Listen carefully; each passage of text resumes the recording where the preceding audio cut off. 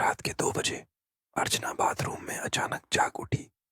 सिर भारी था, लेकिन गले में सूखापन महसूस हो रहा था। बाथरूम की ट्यूबलाइट की मंद रोशनी में वह आईने के सामने खड़ी थी, अपनी परछाई को देख रही थी। आईने में उसका चेहरा कुछ अजीब सा लग रहा था, जैसे उसकी मुस्कान कहीं बीच में ही ठिठक गई हो। उसने अपनी छाया पर ध्यान दिया, जो हल्की सी कांप रही थी, मानो किसी अनजानी ताकत से डर रही हो। तभी आईने के दूसरी ओर की वो मुस्कुराई, एक ठंडी नकली मुस्कान जो उसकी असली भावनाओं को छुपा रही थी।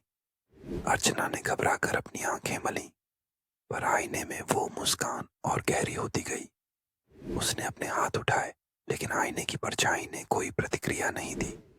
अचानक आईने की वो ने अपना हाथ शीशे के बाहर निकाला और एक बर्फ जैसी ठंडक उसके शरीर में फैल गई। उसकी सांसें रुकने लगीं, गला कसने लगा, जैसे कोई अदृश्य हाथ उसे दबोच रहा हो।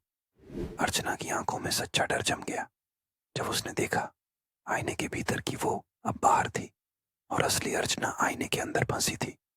बाहर की वो अब कमरे में मुस्कुरा रही थी, जबकि आईने के भीतर अर्चना की चीखें गूंज रही थीं, जो किसी को सुनाई नहीं दे रही थीं।